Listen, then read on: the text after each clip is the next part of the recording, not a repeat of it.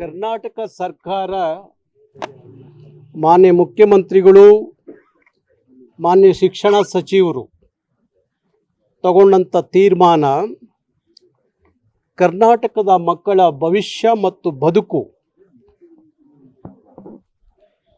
ಅದನ್ನು ಮನಸ್ಸಲ್ಲಿ ಇಟ್ಕೊಂಡು ಐತಿಹಾಸಿಕವಾದಂಥ ತೀರ್ಮಾನವನ್ನು ಕರ್ನಾಟಕ ಸರ್ಕಾರ ತಗೊಂಡಿದೆ.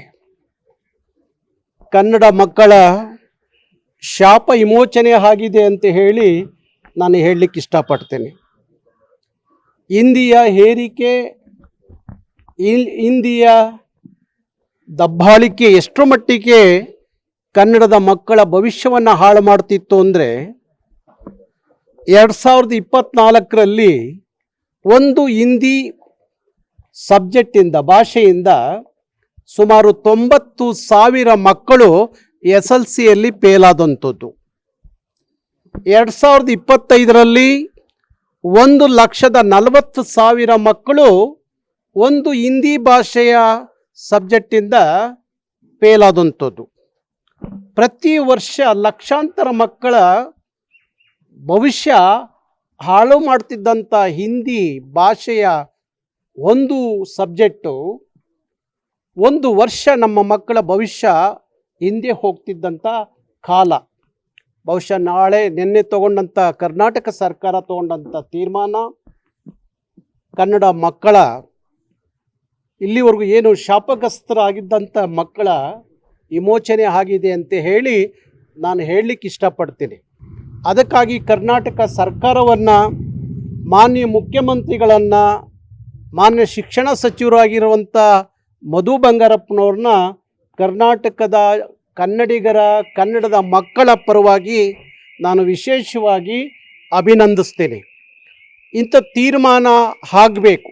ಯಾಕೆಂದರೆ ಕರ್ನಾಟಕ ರಕ್ಷಣಾ ವೇದಿಕೆ ಸುಮಾರು 27 ವರ್ಷಗಳಿಂದ ದ್ವಿಭಾಷಾ ಸೂತ್ರ ಜಾರಿಗೆ ಬರಬೇಕು ಕರ್ನಾಟಕದಲ್ಲಿ ಅನ್ನುವ ತೀರ್ಮಾನಕ್ಕೆ ನಾವು ಬಂದಂಥದ್ದು.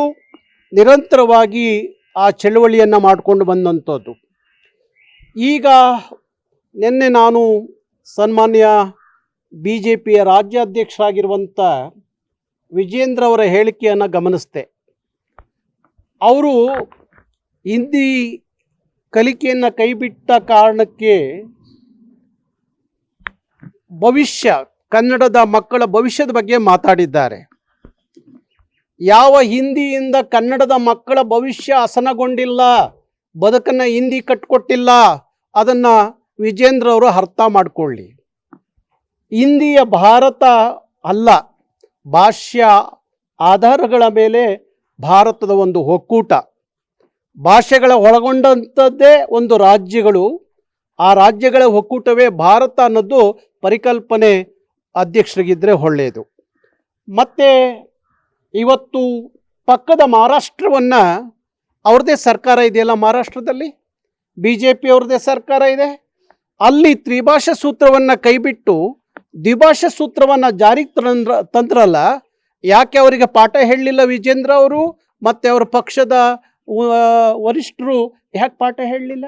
ಕರ್ನಾಟಕದ ಮಕ್ಕಳ ಮೇಲೆ ಇಂಥ ಭವಿಷ್ಯದ ಬದುಕಿನ ಮೇಲೆ ಬರೆ ಹಾಕುವಂಥ ಹಿಂದಿಯನ್ನು ನೀವು ಸಮರ್ಥನೆ ಮಾಡಿಕೊಳ್ಳೋದು ಯಾಕೆ ಅನ್ನೋದು ನನ್ನ ಪ್ರಶ್ನೆ. ಬಹುಶಃ ನನಗೆ ಅನಿಸುತ್ತೆ ಇದು ವಿಜೇಂದ್ರ ಅವರ ಅಜೆಂಡಾ ಅಲ್ಲ, ಅವರ ಪಕ್ಷದ ಅಜೆಂಡಾ ಅಂತ ಅನಿಸುತ್ತೆ. ಹಾಗಾಗಿ ಸನ್ಮಾನ್ಯ ಯಡಿಯೂರಪ್ಪನವರು ಭಾರಿ ದೊಡ್ಡ ಕನ್ನಡದ ಅಭಿಮಾನ, ಕಾಳಜಿ, ಪ್ರೀತಿಯನ್ನು ಇಟ್ಕೊಂಡವರು, ಕನ್ನಡದ ಮಕ್ಕಳ ಭವಿಷ್ಯದ ಬಗ್ಗೆ ಮಾತಾಡ್ತಿದ್ದಂಥವ್ರು. ಅಂಥವರ ಪುತ್ರ ವಿಜೇಂದ್ರ ಅವ್ರಿಗೂ ಅದೇ ಕಾಳಜಿ, ಕಳಕಳಿ ಇರಬೇಕು ಹೊರತು ನೀವು ನಿಮ್ಮ ಪಕ್ಷದ ಅಜೆಂಡಕ್ಕಾಗಿ ಕನ್ನಡದ ಮಕ್ಕಳ ಭವಿಷ್ಯವನ್ನು ಬಲಿ ಕೊಡಬೇಡಿ ಅಂತೇಳಿ ನಾನು ಹೇಳಲಿಕ್ಕೆ ಇಷ್ಟಪಡ್ತೀನಿ. ಹಾಗಾಗಿ ಕರ್ನಾಟಕ ಸರ್ಕಾರದ ತೀರ್ಮಾನವನ್ನು ಇಡೀ ಕನ್ನಡಿಗರು ನಾವು ಅಭಿನಂದಿಸ್ತೀವಿ. ಹಾಗೆ ನಾನು ಮುಖ್ಯಮಂತ್ರಿಗಳಲ್ಲಿ ಮತ್ತೊಮ್ಮೆ ಮನವಿ ಮಾಡ್ತೀನಿ, ದ್ವಿಭಾಷಾ ಸೂತ್ರ ಜಾರಿಗೆ ಬರಬೇಕು. ಬೇಗ ದ್ವಿಭಾಷಾ ಸೂತ್ರವನ್ನು ಕರ್ನಾಟಕದಲ್ಲೂ ಜಾರಿಗೆ ತರುವಂಥದ್ದು ಆಗಬೇಕು.